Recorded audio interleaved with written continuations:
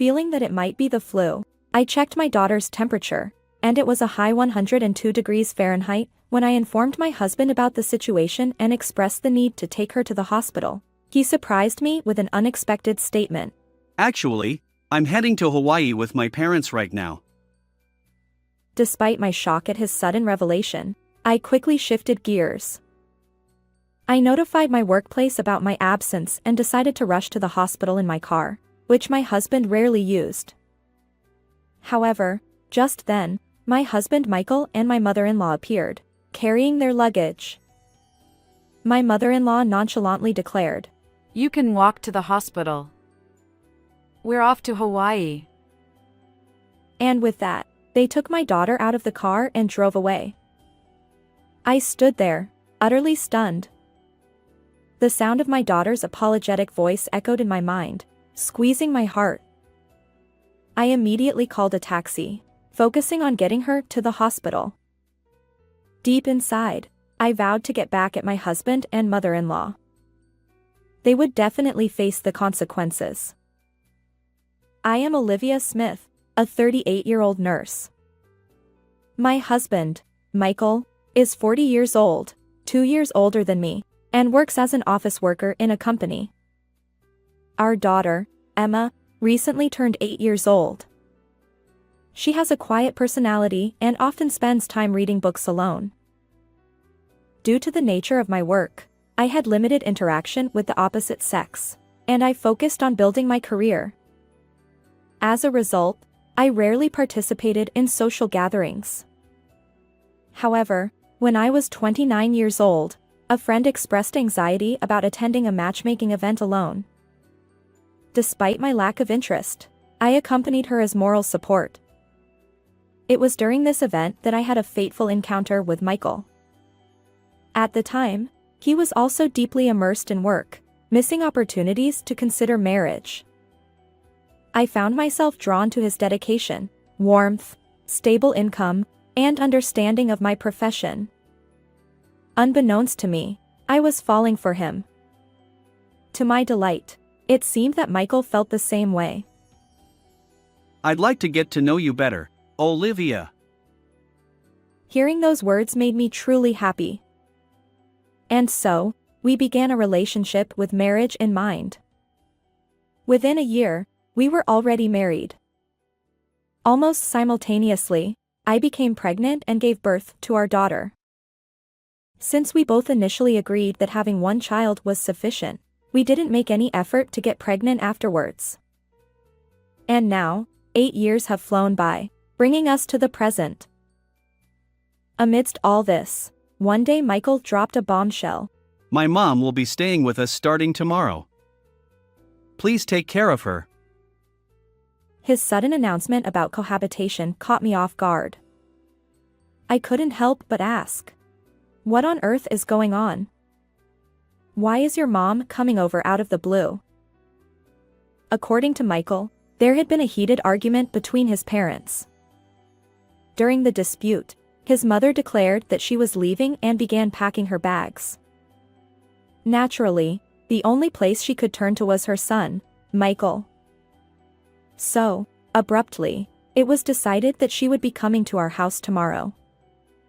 Even my own parents had never considered living together, so I naturally opposed the idea. I argued, "Unless she needs caregiving, it's absurd for her to show up here like this just because of a disagreement with your dad. Are our circumstances completely irrelevant? Think this through." I expressed my frustration. But Michael responded with visible displeasure. "Is living with my mom really that unpleasant for you? Well, I didn't expect you to be so cold." I couldn't directly challenge his words, and Michael's intimidating demeanor left me trembling. His face at that moment was truly terrifying. Unable to find my own words, I resorted to glaring at him. As I remained silent, Michael arrogantly declared, "Resisting is futile. Quickly prepare a room for my mom." "However, our home is a rental property, and accommodating a new housemate requires approval from the landlord or property management company. Contractually, I am responsible for handling such procedures. Additionally, in a home suitable for our family of 3, including our child, there are no vacant rooms. There's no available room even if you say that, I explained. But Michael remained unfazed. Then let's open up Emma's room. She can spend time in the living room. Wait. Are you taking our daughter's room away? She's just an elementary school student. It should be fine. Besides, monitoring her homework in the living room is possible. It's not uncommon for elementary students to lack their own rooms, right? Consider it part of her education. He replied nonchalantly. This was absurd. Clearly, it was my husband and mother-in-law's selfishness. Yet, Michael stubbornly refused, and Emma ended up living in the living room for a while. Faced with my husband's heartless proposal, I could only stare in shock. I felt pathetic for not being able to protect my daughter. Why prioritize your mom over Emma? I asked. Michael responded with an annoyed expression. Don't interfere with my filial duty and gratitude. This decision is final. The discussion ends here. However, accepting cohabitation based solely on that reason was out of the question. While I understand that your mom has nowhere else to go, we have our own lives. Can't we reconsider living together? I persisted, repeatedly protesting. But Michael's decision remained unchanged. And when our daughter returned from her extracurricular activities, my husband said, Your room will now be used by Grandma. So clean it up immediately. I tried to interject, but Emma assured me that she was okay and proceeded to move her belongings to the living room. Watching her obediently comply without any protest, my heart ached. Simultaneously, anger toward my husband surged within me. Michael had become increasingly indifferent to household chores, contributed nothing to our living expenses, and frequently returned home late. Despite my daughter being only 8 years old, I had endured, believing that she needed her father. But this incident felt like a turning point. The next day, as promised, my mother-in-law arrived. However, the moment she stepped inside, she began complaining. What's going on here? How can anyone live in such a cramped space? Michael! Are you even listening? She stood at the entrance, fuming. Coincidentally, our neighbor returned home and observed the situation. Feeling flustered, I quickly put on a polite smile. When I checked with the property management company about my mother-in-law staying with us, they informed me that for short durations, no special procedures were necessary, just a notification would suffice. My true desire was for my mother-in-law to return home as soon as possible, ideally within 2 weeks. However, that hope shattered when I saw the large suitcase she had brought. It was clearly packed for a stay of over a month or perhaps indefinitely. Seeing her luggage, I felt utterly defeated. Without a care for my feelings, my mother-in-law brazenly entered the room, her eyes darting around as if inspecting every nook and cranny. She then proceeded to open the refrigerator without permission and resumed her complaints. What's this? The fridge is practically empty. When you know your husband's mother is coming, you're supposed to stock up on groceries and snacks, ready to serve anything at a moment's notice. Or do you normally live such a frugal life? Are you wasting your husband's money? Her complaints flowed effortlessly, and I couldn't help but be slightly impressed by her ability to criticize. If there were a championship for complaints, my mother-in-law would likely win.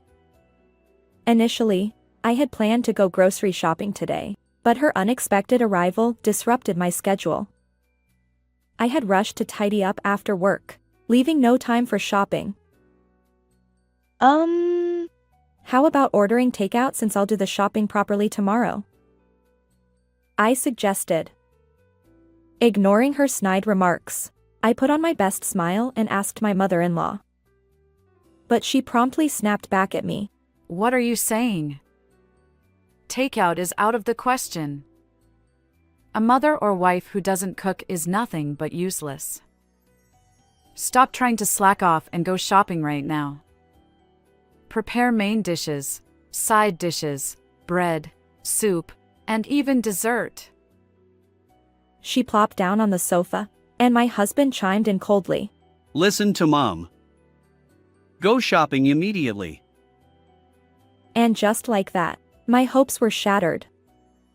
Reluctantly, I went to my room, grabbed a reusable bag, my purse, and left the house. After buying a large amount of groceries at the supermarket, I returned home about an hour later. To my surprise, a startling scene unfolded before me. While I was out shopping, my daughter had been doing her homework in the living room. However, my mother-in-law was now standing behind her, glaring at Emma with an expression akin to a demon. How many times do I have to tell you? You're such a dim-witted child. My daughter looked like she might burst into tears any moment. Panicking, I stepped between them. Wait, please. Don't be so angry. What's wrong with me? Don't interfere with my educational methods. If she's falling short, I'll scold her. That's the basics. But that's an outdated approach. Scaring her like that will make her hate studying, I argued. My words fell on deaf ears as my mother-in-law sighed in exasperation. She then made a condescending remark, looking down on both Emma and me. It would have been better if Emma took after smart Michael. Seeing my daughter's downcast expression, I quickly reassured her. It's okay, Emma. You can go at your own pace. Then, I shot a stern look at my mother-in-law. However, she remained unfazed. Annoyed by my retort, she opened one of the grocery bags and greedily started devouring snacks. And 1 week after my mother-in-law's visit, I was on the verge of exploding with frustration. I finally decided to confide in my husband, although he had consistently avoided discussing the issue whenever I tried to broach it. But this time, I wouldn't let him escape. I grabbed his hand and poured out my feelings. Sorry, but I can't take it anymore. It's high time your mother left. I can tolerate her snide remarks, but now it's affecting Emma too. My husband scowled and retorted in a firm tone. Why can you say something like that? You're in a position where my mom helps with household chores. It's unthinkable for you to act so high and mighty. Emma's struggles with studying might be because she inherited your genes. His heartless words finally pushed me over the edge. I couldn't bear it any longer. Besides, my mother-in-law always put on a pleasant face in front of Michael. While I busied myself with housework, she would approach me with a smile and say, You don't need to push yourself so hard. I'll take care of the rest. Please rest. But despite pretending to help, she never actually finished anything, leaving me to handle everything. The routine was familiar. Just before my husband took a bath, she'd say kind words and pretend to cooperate. But as soon as he was out of sight, she'd delegate everything to me. Despite this reality, whether due to obliviousness or willful ignorance, my husband never stood up for me. Frustrated by his cluelessness, I finally confronted him with the pent-up resentment I'd been harboring for so long. In the end, your most cherished person seems to be your mom, not Emma or me, right? You can calmly watch your own daughter suffer unjust treatment from your mom. I wouldn't tolerate it even if my own mom did something like that. I'd cut ties. In response, Michael sneered. What are you talking about? Mom is always right. Unlike you, who merely attended a nursing vocational school, Mom and I have university degrees. Maybe Emma struggles with studying and sports or because she inherited your genes. She's genuinely pitiable. Seeing him laugh, something inside me snapped. But I thought it would be childish to get emotional at this point. I replied, ending the conversation.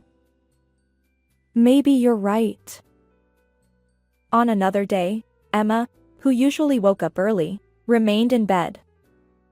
Worried, I went to her room and found her feeling unwell.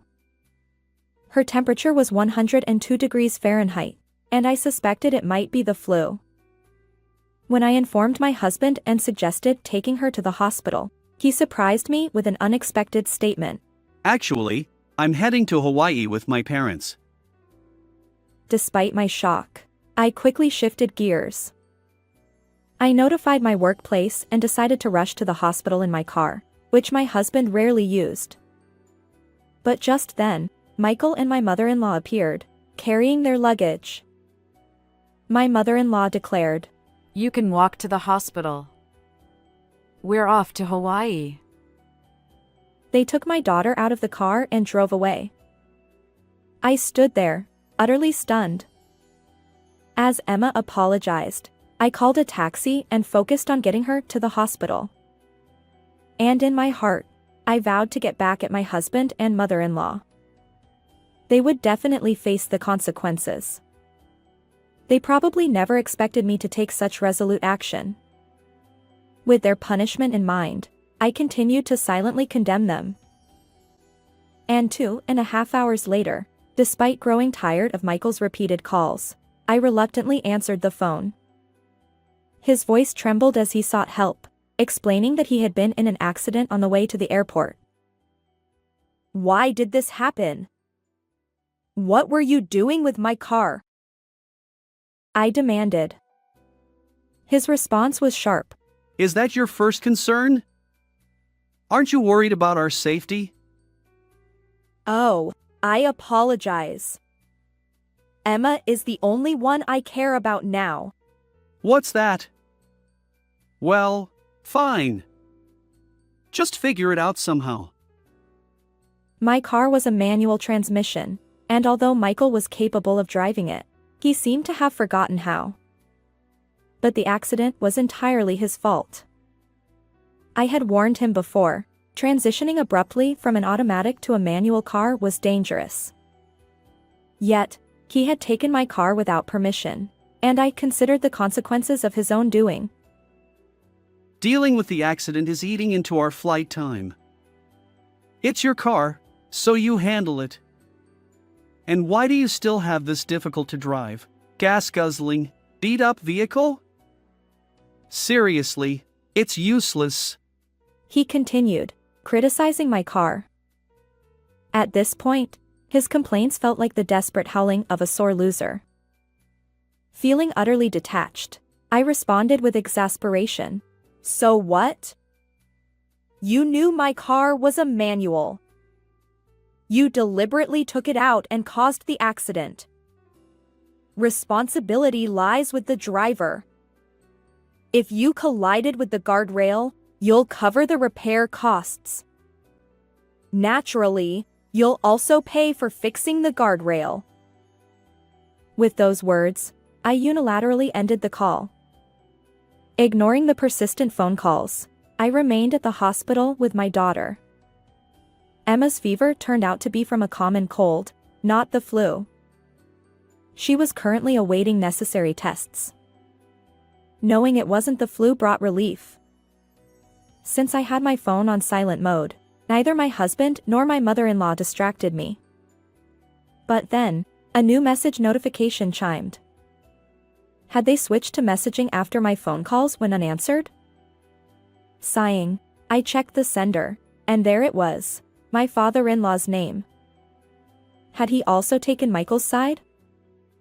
I wondered. However, while my mother-in-law's message sought help, my father-in-law's inquiry was about what was happening. Confused, I replied only to my father-in-law, asking for an explanation. And that's when a shocking revelation came to light. As it turns out, my father-in-law had not been informed about the Hawaii trip at all. On that day, he was enjoying his hobby of running. During that time, my mother-in-law contacted him, saying there had been an accident and asking him to pick her up. However, her messages were vague, merely urging him to come quickly, which led him to dismiss them as attention-seeking behavior. Later, when Michael also reached out for help, my father-in-law assumed that Emma and I were involved and contacted us out of concern. It was then that I recalled the heated argument between my mother-in-law and father-in-law, which had resulted in her leaving her home. My father-in-law had no idea that my mother-in-law had moved in without permission, and he believed he was simply caught up in an inconvenient situation. Taking a deep breath to calm myself, I explained everything. In reality, she is currently staying with us. And today, Michael and his parents, including you, left for Hawaii on a family trip. When I recounted the mistreatment my husband and mother-in-law had subjected Emma and me to just before their departure, my father-in-law was left speechless. Olivia, I apologize for not knowing about that incident. They truly are beyond help. Where are you now? I'll head over immediately. Let's discuss what to do about them. I agreed with my father-in-law's words and promptly let him know the hospital address. A few dozen minutes later, I was called by the doctor for a detailed examination of my daughter. While I received her medication, my father-in-law arrived. Hi, it's been a while. I've said it many times, but I'm truly sorry about what my son and wife did. My daughter, though unwell due to the fever, looked delighted to see her grandfather. Grandpa, you came. Yeah, that's right. I hear you have a fever. I hope you get better soon. Once you're well, let's go out for something delicious. Okay. I'll do my best to recover.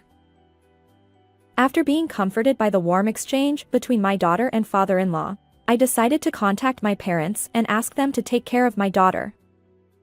The reason was that I had received a series of messages from Michael and my mother-in-law. When I opened the messages, they were filled with insults directed at me. Because you didn't handle it, we missed our flight. We can't cancel, so it's as good as losing a fortune. You're responsible for reimbursing the travel expenses for all three of us. I had a chance to reconcile with my husband, but you ruined it.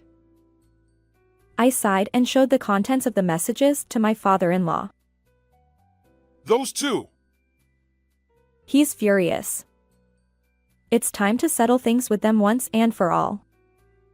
I apologized to my parents for burdening them and explained to my daughter that I had important matters to attend to.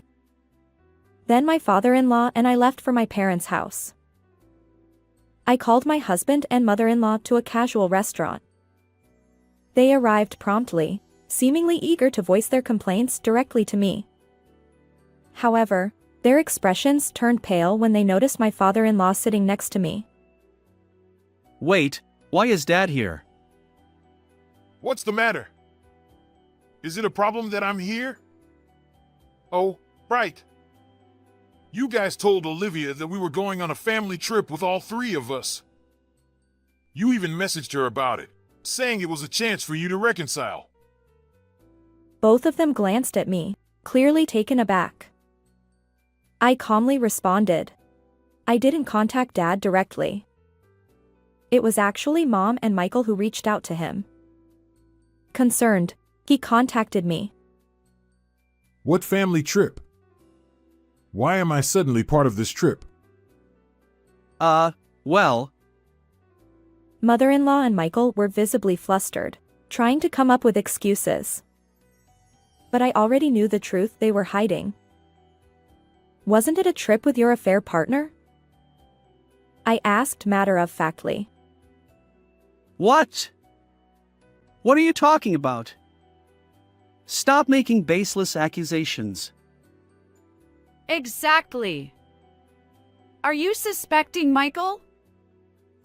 I then revealed a piece of evidence, dashcam footage. You see, I had synced my car's video feed to my phone. The recording clearly showed their secret escapade. Why is this footage here? I'm the type who takes security seriously, so I have a proper dashcam installed. That's why I can see both the footage from the time you were driving and the footage from the accident. The woman here is your affair partner, isn't she? If I investigate now, it'll be easy to figure out your relationship. My husband and mother-in-law exchanged glances and confessed everything. Indeed, the woman who was with them seems to have been my husband's affair partner. Well, she's the person Mom introduced me to. She's young, and Mom thought she could have more children, so I should remarry. Yes, that way we can have a child with Michael's intelligent genes. My father-in-law and I couldn't calm our anger upon hearing those words. Enough already. How twisted are your personalities? Do you really think the world revolves around you? Even if a smart child is born, the child will likely grow up to be a nuisance in human society. Raised by such self-centered parents and grandmother who lack common sense, the child won't develop a decent personality. My mother-in-law glared at my statement, but my father-in-law stood up for me. What are you glaring at? She just told you the truth. You and Michael are terrible parents, mocking Emma as well. Don't involve us any further. Huh? What does that mean? It means divorce. Of course, I'll also get a divorce. I'll claim alimony and child support from Michael. Wait a minute! Demanding all that suddenly is unfair. I'm already paying for the car and guardrail repairs, as well as canceling the Hawaii trip. That's all your own doing, isn't it? I'll make sure you pay exactly what I'm claiming. I'll proceed with the divorce proceedings promptly. Don't ever involve me again. Wait! My mother-in-law and husband looked pale and worn out. Ignoring their distress, my father-in-law and I left the restaurant. Later, we completed all the necessary legal procedures through an attorney. The divorce was finalized, and my ex-husband ended up burdened with substantial debt. As for my ex-mother-in-law and ex-husband, they had planned to rely on their affair partner for household chores and repay the debt. However, after the recent accident and witnessing their behavior toward me during the crisis, the affair partner felt unsafe and fled. Now, my ex-mother-in-law and ex-husband live together in a modest apartment, working tirelessly to repay their debts. On the other hand, I returned to my parents' home with my daughter. As a single mother, I work hard, balancing parenting and my nursing job. Despite the challenges, my income is stable, and I can support my daughter's aspirations for the future. I maintain regular contact with my father-in-law, and he enjoys spending time with his granddaughter. Seeing my daughter's joy when she meets her grandfather warms my heart. Moving forward, I'll continue to cherish my daughter, give my best in everything I do, and strive for a happy life. Thank you for watching until the end. If you enjoyed this content, consider subscribing to my channel. See you in the next video.